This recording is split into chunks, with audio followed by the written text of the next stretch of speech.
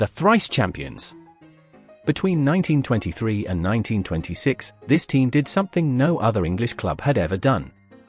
They won the league 3 years on the bounce and only narrowly missed out on an unprecedented fourth title the following year. Huddersfield Town were, arguably, football's first truly system-driven team. In those 3 incredible seasons, carefully guided by Herbert Chapman and Cecil, the Terriers used just 32 players, with 14 appearing in every single title-winning campaign. This is the story of those 14 ever-present players and the 2 managerial geniuses that shaped them. Ted Taylor. The man between the sticks for most of that run was Edward Taylor, an England international who revolutionized the role of goalkeeper in ways people didn't quite realize at the time. He was proactive, strategically positioning himself off his line and commanding the defense. Despite his short stature, standing only 5'8", he was the rock behind one of the league's most miserly defenses. A true eccentric, he even wore a bright sweater to make himself stand out, way before Jorge Campos and David Seaman in the 90s. Unfortunately, in early 1926, a serious injury in just the 23rd match meant Taylor had to step aside. Understudy, Billy Mercer, came in to finish the job, keeping Huddersfield's defensive structure intact as they claimed that historic third title. Taylor's injury could have broken the team's momentum. Instead, they barely missed a beat as Mercer and his defense knew the drill. A testimony to how Huddersfield's well-oiled machine operated above the talents of individuals. In Chapman's rigid tactical system, the defenders were there simply to stop the Terriers from conceding goals. They weren't known for flamboyance, marauding attacking play or 35-yard screamers. They had a job, and they did it very well. Roy Goodall. Roy Goodall stood at right fullback for the entire 1925-26 championship-winning season. He was at the heart of the defense for 41 of the 42 matches played, and he even chipped in with 2 penalty goals, unusual for a defender in that era. Goodall was one of football's first truly modern fullbacks. He understood positioning in a way that felt almost ahead of his time. Timing and excellent reading of the game were his hallmarks. He went on to earn 25 England caps, and captained his country 12 times. After his playing days, Goodall stayed involved in football as a trainer and manager. He lived a long life and passed away in 1982 at an old age, respected as one of the finest fullbacks England ever produced. Sam Wadsworth. On the left side at fullback was Sam Wadsworth, captain of that 1925-26 title-winning team. He was what they called the thinking man's defender. He understood that the beautiful game was changing, and he wasn't just a player, he was a pioneer of modern fitness. He was a real believer in diet, conditioning, and healthy living in an era where most players just showed up and played. He won 9 England caps, made over 300 appearances for Huddersfield, and he was genuinely considered one of the world's best left-backs in the mid-1920s. After leaving Huddersfield, Wadsworth did something unusual for an English footballer. He managed PSV Eindhoven in Holland and influenced the early development of Dutch football. He passed away in 1961, having left his mark not just at Huddersfield but on football across Europe. Tom Wilson. Stalwart centre-half, Tom Wilson was the defensive pivot who held everything together in this great side. Wilson was ever present in the 1925-26 season, playing all 42 matches. Over his time at Huddersfield from 1919 to 1931, he made 448 appearances. If there was a match, he was playing in it come hell or high water. He even famously played despite a broken jaw. He holds a club record of 52 consecutive FA Cup tie appearances across more than a decade. He played through serious injuries, never complained and never shirked his responsibilities. Incredibly, despite his reputation, he won just 1 England cap, which seems criminally low given his consistency. After his playing career ended, Wilson became a trainer, but he didn't live long into retirement. He passed away at just 51 years old. Ned Barkas. Another key figure across all 3 campaigns was Ned Barkas. You could say football was in his blood. Ned Barkas was one of 5 brothers who all became professional footballers, including Sam, who would captain England. Barkas played 131 times for Huddersfield between 1921 and 1928. He was often the unsung backup to Goodall and Wadsworth, but he was crucial cover when needed. He made his own remarkable journey after Huddersfield, reaching 2 FA Cup finals. One with the Terriers in 1928 and then a second as captain of Birmingham City in 1931. During the Second World War, Barkas worked in engineering for the war effort.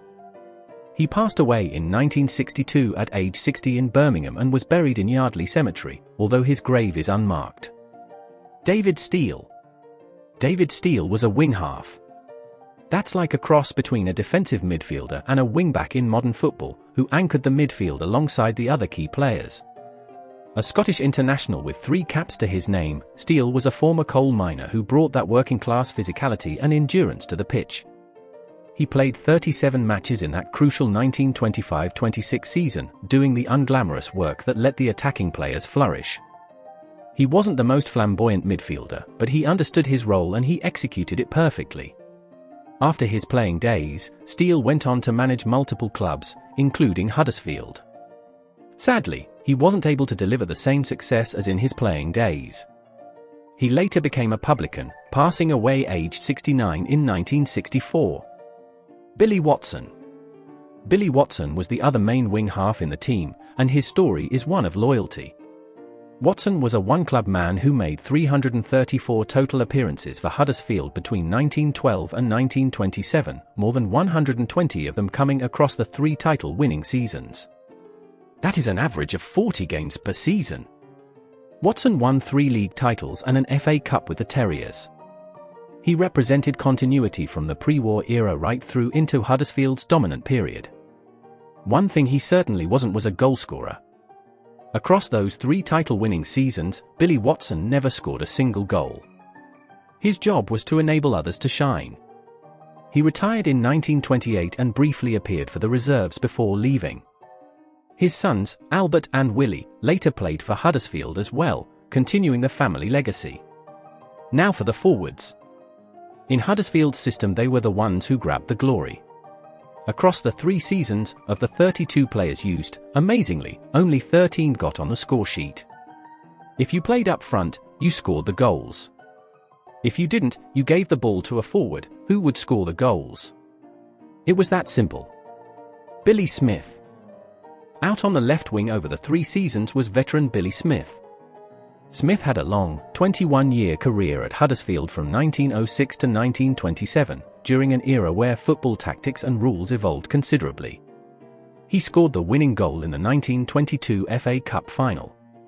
One unique achievement Smith can boast was being the first player to score directly from a corner kick, after the rules changed in 1924 to allow this. He represented an older generation of footballer, and yet he thrived in Huddersfield's revolutionary system. He passed away in 1951. Clem Stephenson. The on-field tactician who translated Herbert Chapman's ideas into action was Clem Stephenson. His nickname was the General because that's exactly what he was. The man around which everything revolved. After spotting him during guest appearances in the First World War, Chapman recognized Stephenson's ability to run the show. He made 248 appearances and scored 127 goals in his Huddersfield career, but the goals don't tell the whole story. He was a player coach in everything but name. He understood the system, he communicated it on the pitch, making sure the game plan was executed to perfection. After his playing days, Stephenson went on to become one of Huddersfield Town's most legendary managers, holding the position longer than anyone else in the club's history. In his time in charge, he managed the Terriers to their record win, as well as their record home attendance. Charlie Wilson. Charlie Wilson came from Tottenham Hotspur in November 1922 and transformed into a top scorer for the Terriers. In the 1924-25 title-winning season, Wilson was the focal point up front with 24 league goals. Across the 3 title campaigns, he made 73 appearances and scored 44 goals. He hit multiple hat-tricks, including 2 against Arsenal in December 1923, home and away. But in 1925-26, an injury limited him to just 2 appearances, and that opened the door for George Brown to step up and become the focal point of the attack. Wilson has the bittersweet honour of getting both a league winners' medal and suffering relegation in the same year, after signing for Stoke City in 1926. He did, however, recover to become a club legend at Stoke City, where he became the first player to reach 100 league goals for the Potters. He also set a club record with 38 goals in a single season. After football, Wilson became a publican in Stafford, running the Doxy Hotel and Noah's Ark pub. He lived to age 76, passing away in 1971. George Brown. George "Bomber" Brown, the club record goalscorer, was a truly prolific striker. He earned his nickname due to the cannon of a shot that bagged him over 276 league goals in his career. Brown scored 35 goals in the 1925-26 title-winning season alone. He became the focal point of the attack after Wilson's injury, and he rose to the occasion perfectly. In 1924, Brown scored the final, pivotal goal that won the title by goal average, ensuring the hard work of their rock-solid defense paid off. From humble origins, signing directly from the team of his local pit, he became an England international and one of the standout forwards of the age. Sadly, Brown passed away at just 44 years old after running a pub in Birmingham after football. George Cook. George Cook is one of football's most interesting transformation stories. Cook arrived at Huddersfield as a halfback, but Herbert Chapman saw a keen eye for goal in him and converted him into a striker. This was classic Chapman, identifying ability and reshaping it to fit the team's needs. In 1925-26, Cook played 27 matches, scored 14 goals, and had a better goals per game ratio than almost anyone else in the squad. He even scored a vital hat-trick against Birmingham during the title run-in. After Huddersfield, he became a nomad, playing for Aston Villa, Tottenham and Brentford, but still scoring in the top divisions well into his 30s. He moved to the North Wales coast after his career ended and passed away in 1980 at 83, one of the last surviving members of the Thrice champions. Joey Williams. Diminutive winger Joey Williams was signed in May 1924 and played 60 times for Huddersfield, scoring 6 goals in that crucial third title-winning season. He left for Stoke City in March 1926, along with Charlie Wilson, after being deemed surplus to requirements. He later played for Arsenal and finished his playing career at Carlisle. Alec Jackson.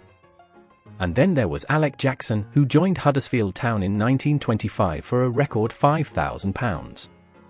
Jackson wasn't just a footballer, he was a superstar. A deadball specialist, he was flamboyant, charismatic and famously stylish, once stopping mid-match to fix his hair. The Gay Cavalier was part of Scotland's legendary Wembley Wizards team of 1928, scoring as his team demolished England 5-1. Another record transfer fee followed, this time taking him to Chelsea. Sadly, the Blues only saw glimpses of his brilliance over an injury-hit spell and he left under a cloud, with Chelsea refusing his demands for a wage cap-breaking rise. He wound down his football career in the lower leagues. After football, Jackson's story took a tragic turn. Whilst on military service following the war, he passed away in Cairo in 1946. What about the architects of this success? The men who made it all happen. Herbert Chapman. The original visionary behind all of this was Herbert Chapman, the tactical innovator who built the system and assembled the squad for those first 2 titles. Chapman was revolutionary in his approach. He understood that football was evolving, that system and organization mattered as much as individual brilliance. His holistic approach to football touched everything from tactics to the kit they wore as he took full charge of the running of his clubs. He saw to it that his players were fitter and more competitive than their opponents, drilling them in fitness routines and caring for their bodies with physiotherapy. He built something so complete that when he departed to Arsenal in 1925, the structure remained intact and could be carried forward by his successor. Of course, Herbert Chapman is still rightly remembered as one of football's finest minds. At Arsenal he is known as the man that built them up into a football superpower. The solid foundations he built allowed them to dominate the 1930s, winning 5 league titles and 2 FA Cups. Unfortunately, Chapman's innovative football career would come to a sudden end. He died of pneumonia, aged only 55, but the team he built achieved lasting success. Cecil Potter.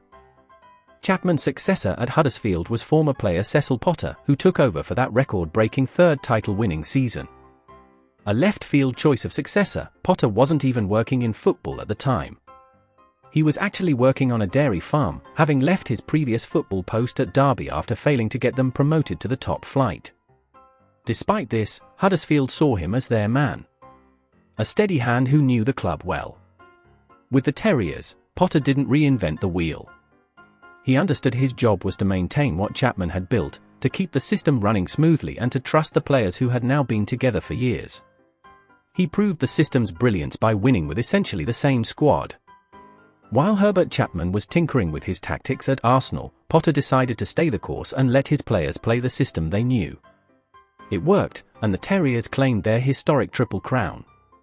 His success proved to be short-lived, as he resigned his post citing health reasons, but his tenure proved something important. Huddersfield's success wasn't dependent on any one man.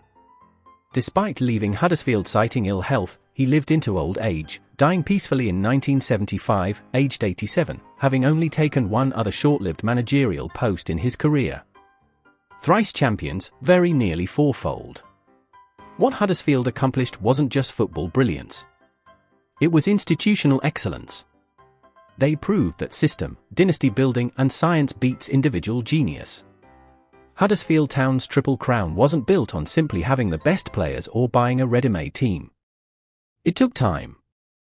It was built on getting the best out of players who understood their roles and giving them the right training, environment, and support to succeed. A formula that would be used time and again, to great effect throughout football history. If you want to hear more stories like this about football's forgotten heroes, hit subscribe and help us grow. And please like and share this video so others can discover the history that shaped the beautiful game. Thanks for watching. We'll have more good old-fashioned football for you next time.